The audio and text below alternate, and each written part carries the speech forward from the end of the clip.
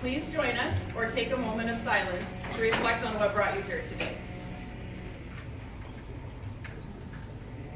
Please join me in the Lord's Prayer. Our Father, Lord art in heaven, hallowed be thy name. Thy kingdom come, thy will be done, on earth as it is in heaven. Give us this day our daily bread, and forgive us our trespasses, as we forgive those who trespass against us. And lead us not into temptation, but deliver us from evil. For thy kingdom, the power, and glory forever. Amen.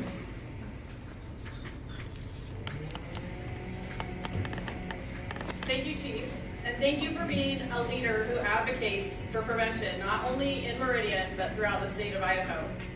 Having leaders that understand the value of prevention in creating strong foundations for families and neighborhoods and schools and other parts of our communities is powerful.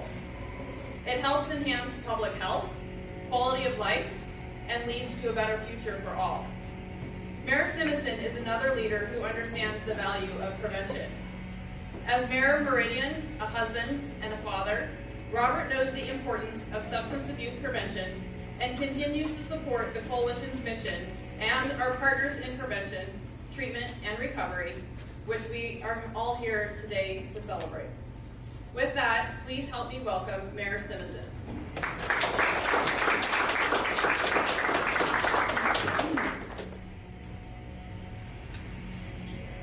Thank you, Kendall, Haley, for the work that you do, and for all the coalition members who show up monthly and do a whole lot more than that to help keep MADC on the forefront of our community. We have a couple council members that are here with us today, and I think it really starts with thanking them. You know, Mayor Tammy, when she started the coalition 20 years ago, she couldn't do it by herself. She had to have support, and that support came from the city council. You know, they're different today than they were 20 years ago, but they're still continuing to support the financial relationship that exists between our police department and the coalition. And I think it's important to remember that not all cities, that is the approach it takes. Our community policing model is one of compliance.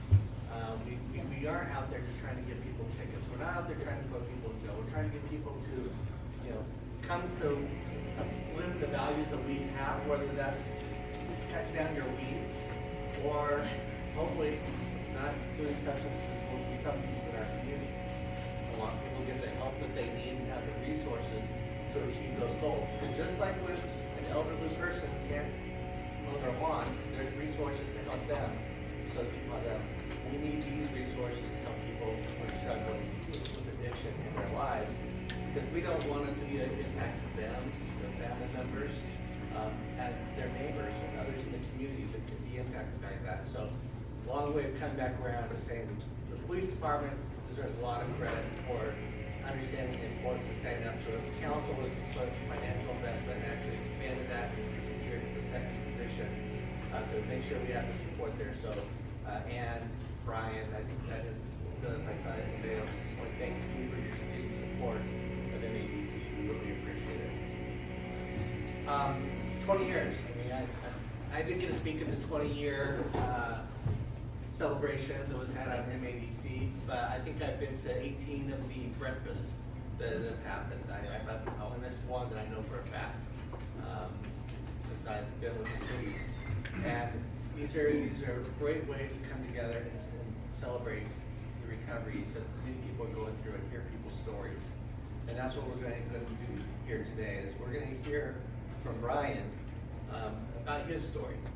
And I think the more people can share their stories, the more people understand the impacts and the value of what happens in recovery, so that we can eliminate the stigma that often comes with those who are in substance abuse situations. So with the new theme of restoring every aspect of life, recovery is drill, it's my pleasure to introduce Bryan. Bryan Kaminskas is a shining example of the recovery that is possible in the Treasure Valley. His journey has taken him through every stage of care: residential treatment, intensive outpatient programming, coaching, mentorship, and housing. At each step, Bryan committed himself fully, building the foundation for lasting change and demonstrating the power of recovery when structure and support come together. Today, Bryan serves as National Director of Hope House, where he brings the same dedication and perseverance that carried him through his own journey. His story is living proof that recovery is not only attainable, but sustainable. Bryan continues to inspire others by showing what is possible when hope is put into action. Please join me in welcoming Bryan up to the stage to share his story.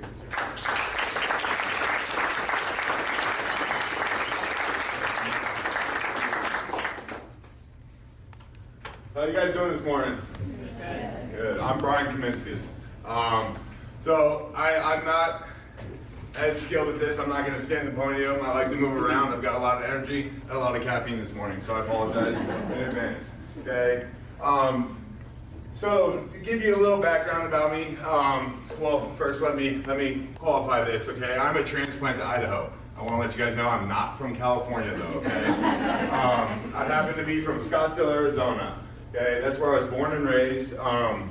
And I was born into a hardworking family. My mother and father were hardworking. My dad was building businesses. He was a small business owner, and they did the best they could. They raised me with good values, good things, and along the way I chose a different path. Okay, you know, I was a blonde-haired, blue-eyed kid.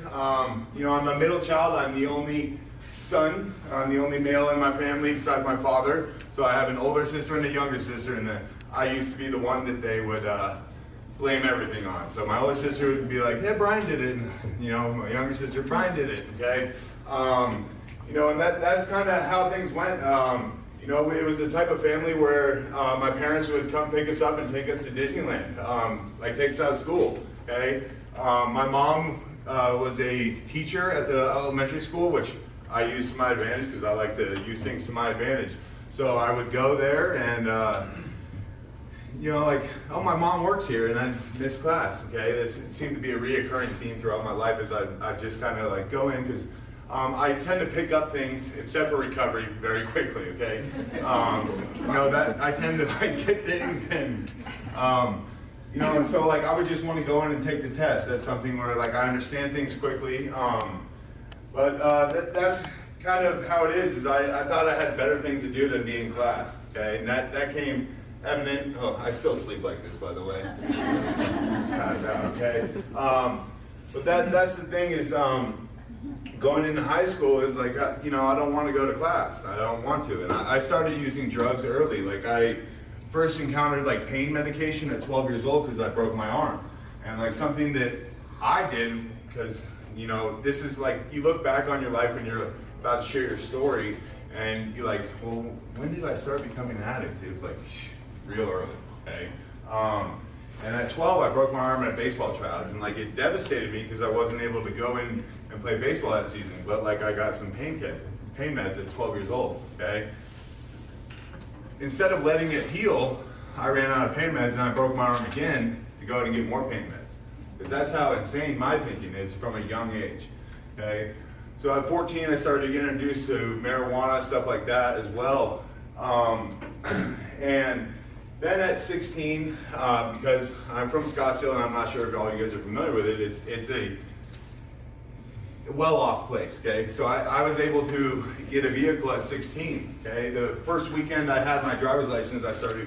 And by the way, for all the police in here, all these things, statute of limitations are out, and it's not your jurisdiction, okay? Okay, just let you guys know, okay? But that's the thing is I went to Mexico and started smuggling drugs across the border, okay, at 16 years old. Now with that being said, and all this stuff I'm not bragging about, I'm just trying to tell you my journey through recovery so you can see how like crazy it is and you know, just kind of get an idea of who I am. And so at 16 I started bringing drugs back, okay? I started doing heroin at 16 years old as well. I started doing cocaine, did meth occasionally. You know, and I also had a fake ID because I've been this size since I was young, okay? So like, I didn't have the beard. It was a little baby beard, you know? But I had a fake ID and I was able to go get alcohol as well. So like, I had all the ways to do it. And that used to be like my goals in life was to get everything that I like to do legally, okay? Now, you'll find out further on in my story I didn't follow along with that, okay?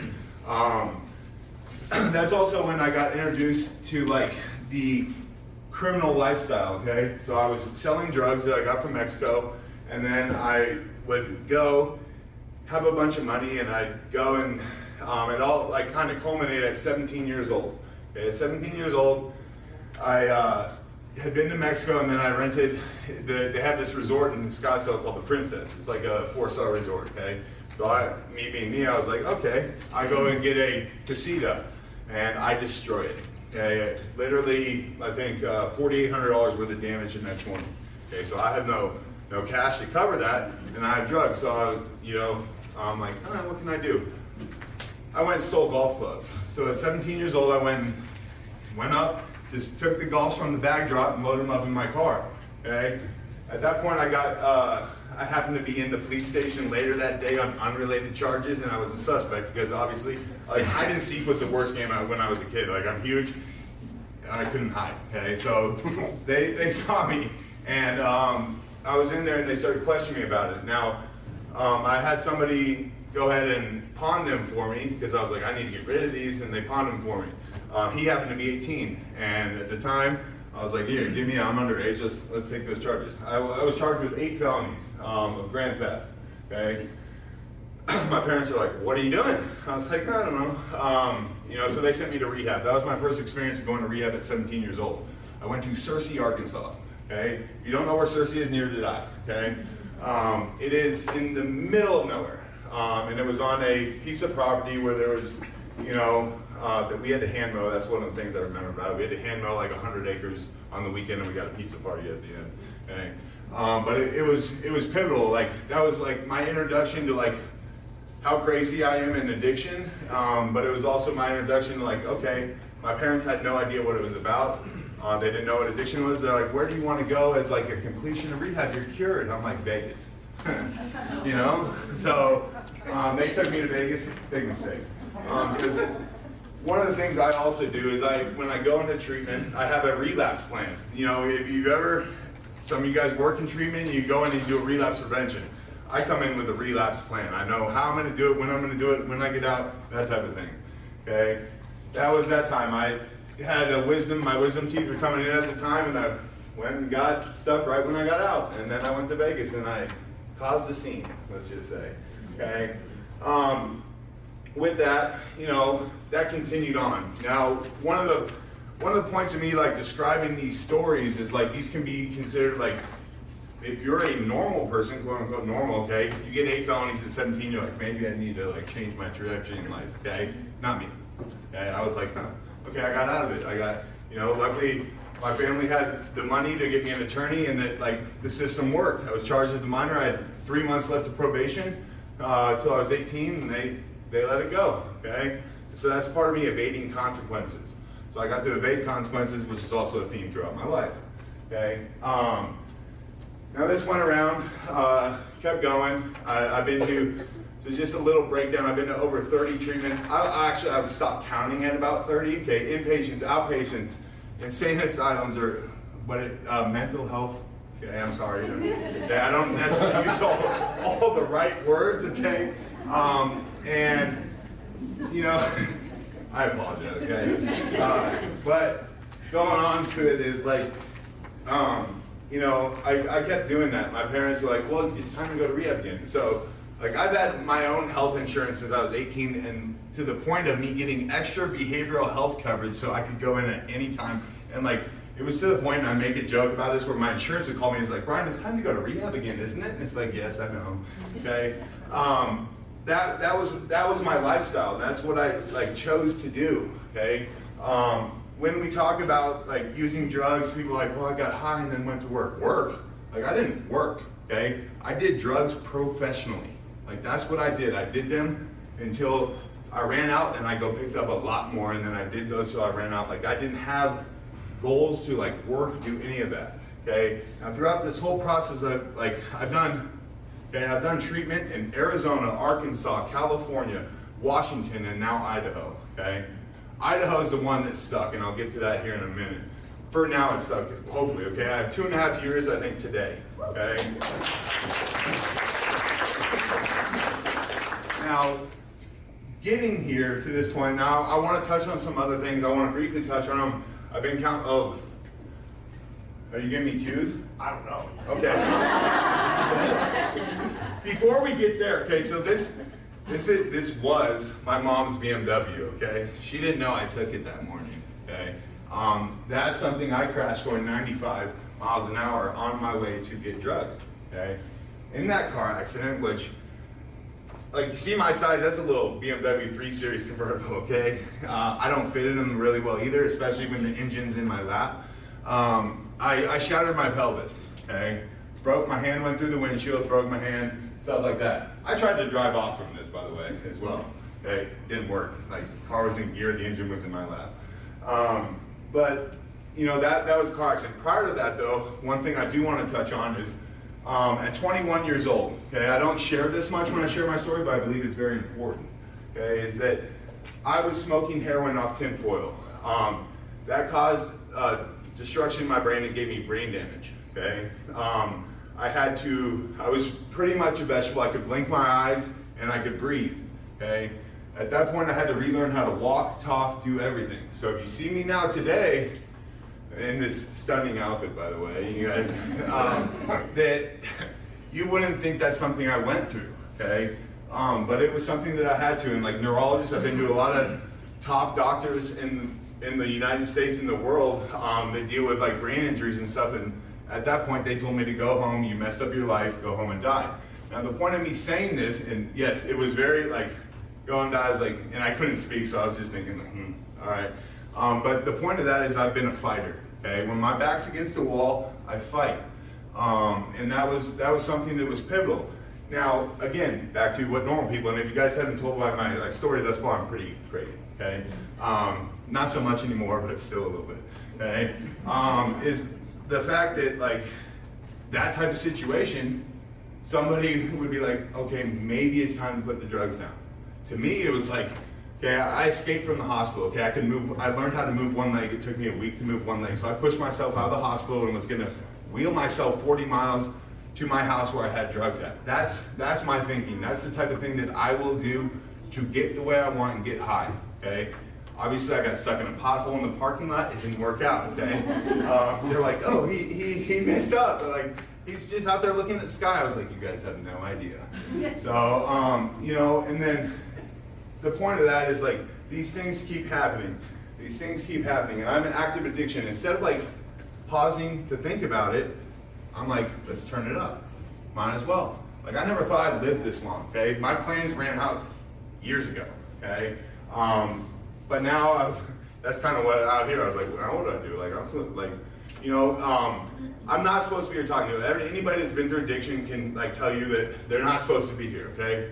Obviously, I've almost died many, many times. The other reason I'm not supposed to be here and like in front of this is because I'm a 14-time convicted felon, okay? I've been charged with over 60 felonies in my life. I should be in prison, okay? But I've had people in the community that gave me a shot, okay? Now I'm gonna kind of move it forward a little bit and kind of explain how I got up to here to Idaho, okay? Because I think that's important. I think, you know, we are all part of the community here in Idaho. So I think like that's an important thing for me to touch on is how I got from all that craziness, okay? Oh, here we go. So yeah, I've been to prison as well, if you couldn't tell. Like, if I had my sleeves up, I've got a lot of tattoos. But so I was convicted of being an opiate script ring, okay? It sounds good. My charge is assisting a criminal syndicate. Sounds like, okay, street cred, which that doesn't, okay? It helped me when I was in prison, but realistically, I filled a fake script and went to a CVS and filled it, and I got 8 felonies for that, okay? I'm not proud of it, but it's part of my story, okay? Prison also, I did 3 years. I got sentenced to prison 3 times in that span. Originally went for 2.5, got taken back, got charged some more stuff, got 2.5 ranked concurrent, and then I went back and got 3.5, okay? So I had to go back to county quite often, and you know, that disrupts the routine of prison, and I was in prison during COVID, okay, which also disrupted my routine because we were locked down quite a bit, okay? Before I get to the Idaho part, I will touch on some things, because I happened to be with a mother yesterday because that's another thing about me and my recovery is, yesterday I had a leisure day planned. I was going to go to the barber, get my beard trimmed a little bit, but somebody called me needing help, okay? So I put down what I had planned and went and helped them, okay? And I know the people that I helped, the mother was in tears, is like, what do I do? And you know, that's the thing is I am able to show up in situations like that. Because I've been there. I've been the one barricaded in the room getting high that one last time before I go to treatment, okay? It's never that one last time. Some of the treatment providers in here can attest that I like to bring drugs in there as well, okay? But here's the thing is, you know,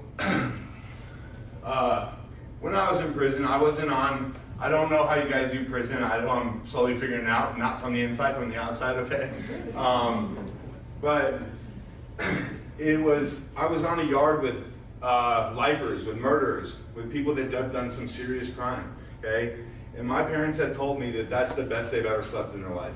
Now, the dude that has slept above me for 2 years murdered 2 people, okay? So if you can put that in perspective of like how insane was I like when I'm out on the, like doing my thing, that my parents slept the best when I'm in there with murderers and people that are charged with heinous crimes. Like, that baffles me to this day, and they still like, that's the best we've ever slept, you know? I was like, not me, you know, but they knew I was safe. They knew they weren't gonna get the call in the middle of the night that I had OD'd, that I had died, that I did something that I can't come back from. And that's the thing is all this stuff is luckily I'm able to come back from it. There's some people that can't. And, you know, I've got some notes on here. I'm trying to hit these talking points, but I just kind of go off. I don't know if you guys have ever like told your story, but things come in your mind while you're saying it and it evolves, okay? So there's me. Okay, that's one of the pictures I was taking, trying to take professional photos, and that was me just bathing in the sun. I don't know. They put it in there. I sent them Haley, I sent her a bunch of pictures, and she was like, I love that one. Okay. With that being said, how I came to Idaho, okay? I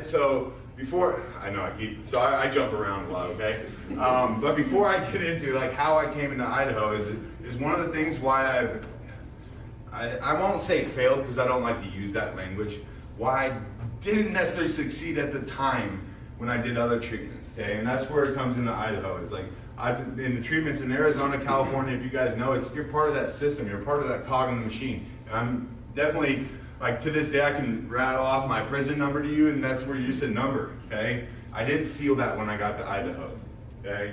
So I came out to Idaho, and I came out here on the run, okay? I'm almost off, okay? I'm almost off of probation. I'm on 4 felony probations, okay? This is the first time since I was 18 that I will be off everything legally, okay? So nothing, I didn't know it was that easy. Like, you just obey the law and you get off, okay? Like that wasn't what if I knew it was that at 18, I probably would have done that, okay? But, you know, so I came up to Idaho. Idaho, I don't know how I ended up here. People have told me it was God's plan. I don't know. It was something to deal with California. Didn't like my insurance at the time, which I don't know why, because I've used it there many, many times.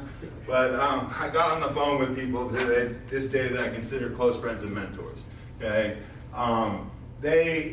it took me a couple weeks to get up here. Okay, I happened to be in California because I left Arizona, like I said, on the run. I had my car packed with stuff. I was going to the beach in Malibu. I'm going to go do a little vacation, get a little clean, and figure it out, you know?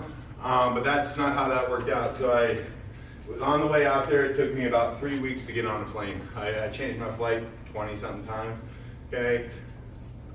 And, you know, when I got here, never been to Idaho, on the run, I land, and I happen to be getting high in the airport parking lot. You guys know not the parking lot, but the airport bathroom, okay? You guys know Boise Airport, it's not that big. So I come out of the bathroom and 2 police officers walk up to me and they're like, "You Bryan?" I was like, "I haven't been here 15 minutes and you guys already know who I am." They're like, "Well, we heard you're getting high." I go, "I don't know who you're talking to, but it wasn't me." They're like, "Well, it looks like you. We have a picture of you. I was like, how do they have a picture already? You know, so that's where it kind of takes off. And then I go in and I get taken. Well, I took off. Okay, I caused some more drama for 2 more days. But then I ended up at Eagle Creek. Okay. If you guys don't know what Eagle Creek is, it is a all-male facility in Nampa, Idaho. Okay. I had to talk to the owner on the phone the night before, and I'll never forget this. I basically was out in front of Cold Stone by the Albertson Market Street off Eagle Road, and my dad's like, you gotta call him, he doesn't want you anymore. And I called him and I was like, hey, please let me in. Please let me in. I don't know how to get clean and stay clean. He was like, no.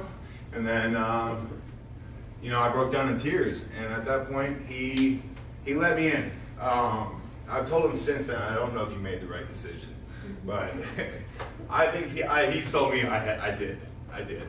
So like that's the thing, is I got some grace immediately, and I was treated like a human being, not another number. And that's where I find it very valuable in Idaho. It's like everywhere I've been, I've been treated like a human being. And like, I wasn't viewed at for my past, what I am on paper. I was viewed at something is where I'm at and who I can be.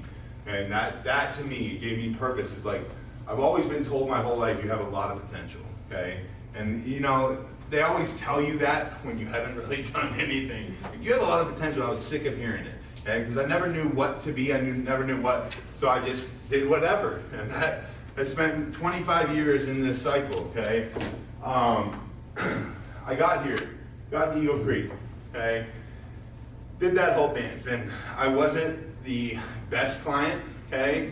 And still like to bug them. It's one of my favorite things to do, actually. I go back there and I just like to poke, okay? And that's one of the things, if you guys know me, I like to get people riled up, okay?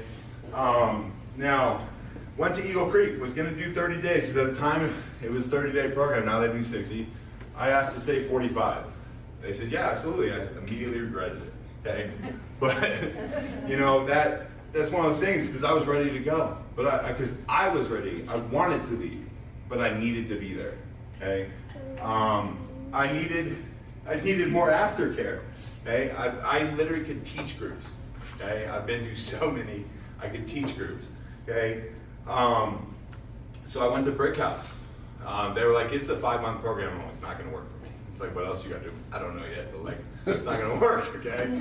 I remember the conversation. I was like, can I go right in the IOP, like 1 day a week type thing? Like, no, you gotta do PHP 6 hours a day. I was like, I got better stuff to do. Because again, that's where my thinking gets me in trouble, is I got better things to do, okay? How am I doing on time, Haley? You're good. All right. So that's where I came in. Like, it was contrary action, okay? Things I didn't want to do, but I needed to do, so I just kept doing them. And I don't take suggestion well, okay? It's people tell me what to do, and I will throw my little temper tantrum, no, you know, and then I will go ahead and I will do it, because that's what I do here in recovery. Is I do what doesn't feel comfortable to me, and it gives me a chance to grow. And then through that growth, I become a different person, okay? Did Brick House. Now during this whole time, I was presented with an opportunity to move into the Hope House. Now it's a structured living in Nampa, Idaho. Okay, I'm currently the director of housing for it. Started out as a resident, okay? It was something that was presented to me that was very valuable to me, okay? I've always, I was supposed to take over my dad's business. I was supposed to, like, my life had been planned out. I tried every which way to not live that life, but I was presented with an option to come build something, okay? At the time, that is what I needed. I needed a chance for me to go in and have something that I could make my own, that I could literally put all my energy into. Now, that was a grateful opportunity that I had. It gave me purpose, and that's where I failed. I don't like that word, I'm sorry for using it, but like it's where I failed before, is I didn't have purpose. My purpose was to go back to a life I didn't even like, okay? Along that path, I like to cause trouble, okay? You can't tell. But, you know, that I went into the house and immediately tried to make it something I was part of. Now, I'm not the only one that has built it to what it is currently. I've had a lot of people helping me along the way. They're in this room, okay? But they gave me leeway to make mistakes, to learn, and that was something that I also needed, is I needed I didn't consider those things. When you are literally mentoring somebody and their life's on the line, I didn't think that way. Like I took risks when people's lives are on the line. And that was valuable for me. It's like, because I was selfish. And I don't know if you guys are familiar with the AA, all that stuff. We're selfish, self-centered if we're addicts, okay? But like I had to learn to get out of that way of thinking. And it's been a long process because like I want what's best for me and I don't consider what's best for everybody else. And now I don't do that, okay? And that was something, you know, and during that time, you know, like I was unhealthy. I used to say I was retired, okay? I was retired from that life. My dad calls it unemployed, okay? But, you know, I was made a manager pretty quickly in that house. As the housing director, I wouldn't do it again to somebody like me, but like the person that gave me that opportunity saw that I had potential. And again, that was something that's valuable to me is to, you know, treat somebody for their potential and what they're capable of, and then, you know, there's bumps and bruises along the way, but you guide them through that, okay? When moving into the house, I got, like, these are the things like Eagle Creek, Brick House, Sober Living, these are things I wouldn't be able to find on my own. I got in touch with people that know this stuff, and now I'm one of those people. They know the resources. Because if I just landed in Idaho and was about to figure it out, I wouldn't be where I am today, okay? So I got in touch with people that are mentors, and like, they didn't give up on me, okay? One of the things one of my mentors has told me, because I used to battle with him, and you know, we'd go back and forth, and I was like, why are you still trying to help this person? And he's like, because in another universe, I am him and he is me, and I wouldn't want him to give up on me. And he also told me, I am not God, it's not my choice to like choose when somebody gets it. It's people like that have helped me along this way, that have like been there for me, and they didn't give up on me when like they should have, okay? I fought this process the whole way through, okay? But they didn't give up. They kept pushing me. They kept pushing me to be better, okay? And that's another thing is like, when we're talking about potential, okay? Like potential people in recovery, they don't know what it is. My potential was just like get out of bed and like go to the fridge. That was my potential at a certain time. My potential today is a lot greater. So if you would have just pushed me to my potential 2 years ago, I wouldn't be here right now. But these people continue to push me. And I believe that about potential. It's like, okay, I'm gonna strive for it. I'm trying to evolve, and I get there, and I like go to my potential. And like what I want to say about like potential and how all of us community leaders can like help is like, you know, our potential today might be to be able to help 100 people, okay? If we get there tomorrow, our potential is 101. How do we get there? How do we do that? How do we help change lives like mine, okay? And now now I'm on this team. I played a lot of years on the other team, but now I'm over here. So I mentor several people, and I don't try and tell people what to do. Sometimes I do, okay? And, you know, I can't help it sometimes. But like what I essentially try and do is I plant seeds. Okay? I plant seeds, and then as that tree is growing, I try and guide it. I'm that stick with that tree that helps guide them. Okay?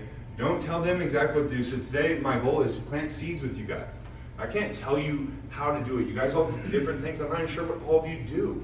But I know together we can do something great. I gotta back my notes real quick. Okay. So another thing is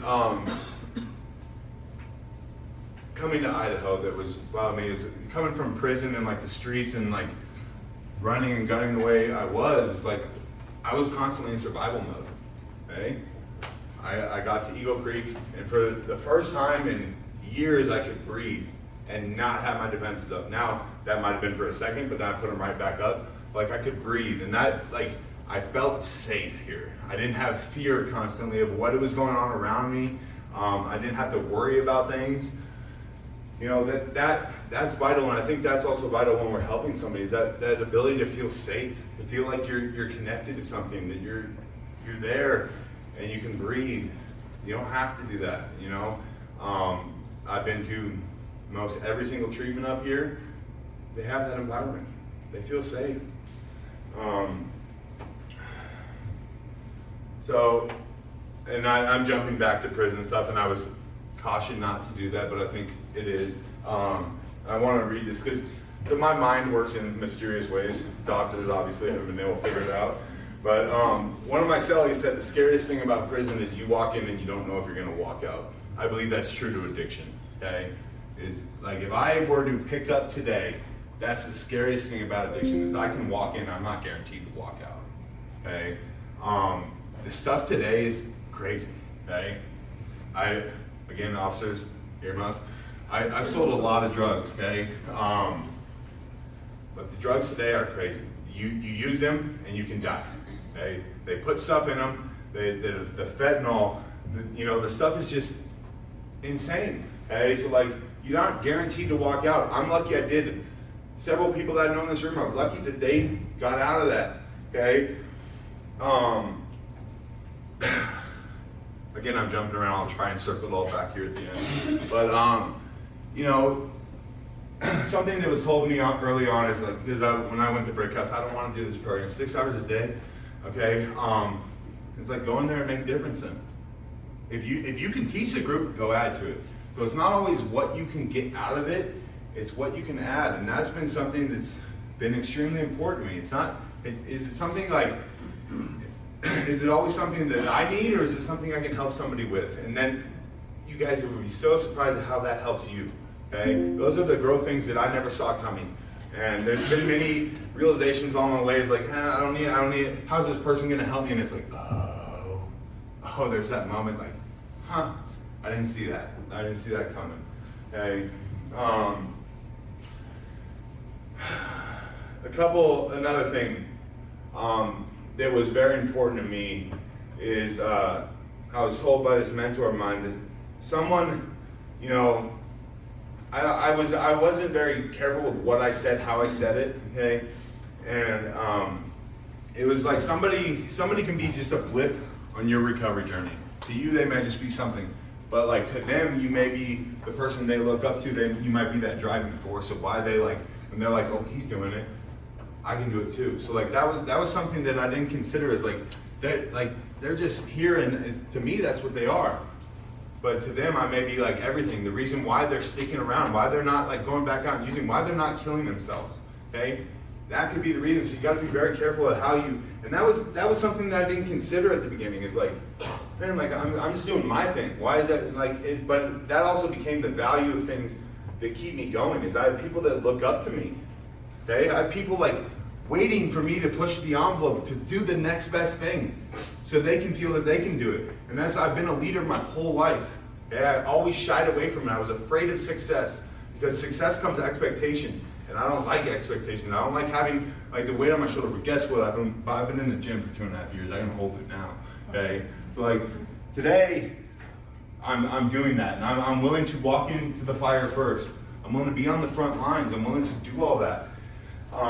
And that's important along my journeys. Okay. Something that was on the wall at Eagle Creek in the group room. Okay. That has stuck with me. I read it the first day, and because I didn't know what success meant to me, okay? It was money. I'm from Scottsdale. It was money, okay? How much wealth can I acquire? And wealth to me was money things, okay? So I read this quote on it: try not to become a man of success, but rather to become a man of value, okay? Didn't fully understand it when I read it. Andrew, who is the quote by? Albert Einstein? I'm pretty sure you're right, okay? I looked it up last night, I can't remember. But yeah, that was the thing. It's like, I just need to be of value. And like, in all this, I'm a good man that's done a lot of bad things. And like at the end of the day, I'm just trying to be a good man, okay? Some of the valuable things, because I work in the recovery field. I do a lot of different things, okay? Got a lot of plans for the future, but I never wanted to work in the recovery field. Okay? It was a suggestion, and I was like, nah. Because I don't want to deal with people like me day in and day out. Because I'm a lot to handle, okay? And it's frustrating, all right? But there was these moments along the way that's like, I can do this. Like, because I obviously got my doctorate in messing things up, okay? But along the way, I was able to see, I had one person I was working with that he was on the brink of divorce. Wife was done, okay? I got to pick him up from rehab and take him to see his 2 little kids. Okay? And then his wife, and I witnessed this whole day. We're at a park, and I witnessed this whole interaction of him being a father.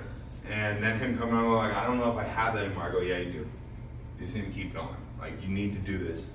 You need to like tighten those boots up and let's go. And today he's back living with his wife. They didn't get divorced, and he's a father to his 2 kids. Okay? That's the powerful thing. And it's like, I don't know if I can do this, and I see that, and it gives me that energy to go fight. Okay? I've got another guy that lives in my housing right now. He was a dad, and I'm gonna use that term. He was a dad. He liked to drink though, okay? Today he's a father to his 2 sons, okay? He gets to be present during all of that. He gets to be there. He gets to take them to the park. He gets to take them hunting for frogs, okay? I get, those are things, these are the powerful moments where like people aren't what they appear when you first meet them, okay? They get to get back to their lives, and that's where recovery is important, okay? Because, today I'm a son. I'm a brother. I wasn't that, okay? I work with females too, okay? I work with females that have been in abusive relationships. They didn't have a voice, okay? They've been coming to groups that we run. They didn't have a voice. Today they will tell, I'm a big dude, and they will tell me off, and I'm so proud of them, okay? They literally were like afraid of men in a way, okay? But today they can approach the biggest man in the room and tell me, how it is, okay? And that's the power of this, and that's like, not everybody has this opportunity. I have many friends that have died and don't have this opportunity. I wish they did, okay? I know they wish they did too. They were still here. So I don't know, I can't even read my notes at this point. So, the point of me coming and telling my story, and I'm giving you little glimpses into my life, but that's not, like, the story is what I was, okay? It's not who I am today. Now, that gives me qualification to be able to walk into rooms like this, or with drug addicts and alcoholics and talk to them, okay? Because I've been there. I've done that. I've AMA'd from places. I've done all that, okay? There's not pretty much something that you can do in addiction. Well, there's a few things, okay? Because going back to that is, there's values that I didn't have values. I didn't, like, everything I was raised with, I just threw it out, okay? The only value I don't respect, or I don't appreciate anything done violence towards women, or like rape, anything like that, that's one of the things I can't stand, okay? That is probably the only value I still like, because I have 2 sisters. You mess with them, you gotta mess with me. And I've told every one of their boyfriends that since I was young, okay? I was like, you mess it up, we're going, okay? And that's where we at. So this is my cue to like wrap it up soon. So it's got my contact information, and that's the thing is, you guys, like, I hope I've touched on things. I had a different plan in mind, but sometimes things just come in and you talk through it, okay? So like, I hope you guys got something out of this. I appreciate all you guys getting up early and coming and supporting me, and thank you, Haley, Kendall, everybody else I met today that I don't remember your names, but the Meridian Drug Coalition, thank you, okay? These are the opportunities that will provide us moving forward, and like, let's go through with this, and like, I hope I've inspired something, okay? I hope I'm getting you guys ready to go out there and like, go back to your desk job and make some calls and make some things happen, okay? My contact information, let's put our heads together and find a way. Today we help 100, tomorrow we can help 101, let's do that. Thank you guys.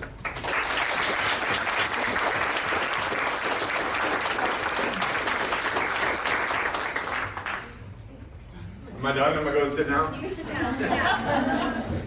Thank you so much, Bryan. Honestly, just hearing your story today, so impactful, so impressive, all the things you've accomplished and all the lives you have changed. Truly, it is inspiring to everyone here. Because you have shared your story today, it's our 20th anniversary, I would like to present you with a Meridian Anti-Drug Coalition 20-year coin.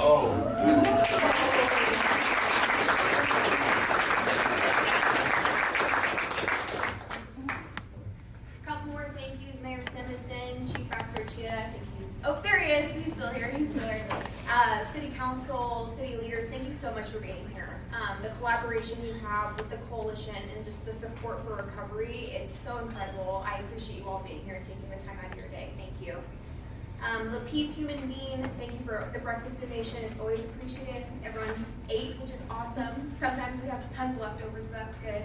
And then MADC volunteers, your dedication to the cause and to the coalition and just volunteering with us. I have a lot of members here today that have been serving for years, and we appreciate you so much, and we're so grateful for you. And everyone here to celebrate, thank you for coming here. Something else I would like to do today, it's a little bit new, we haven't done this before, but if anyone else is celebrating recovery today, would you please stand?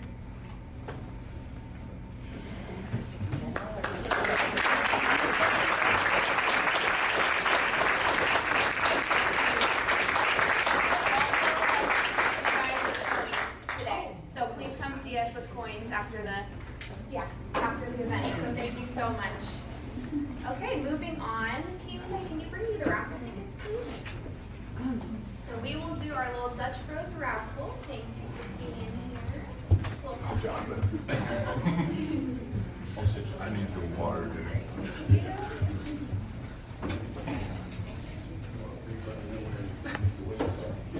Stephanie H.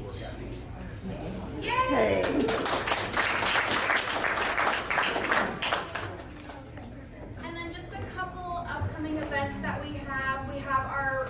Take Back coming up Saturday, October 25th, so we're starting to promote that. It'll be at Republic Services.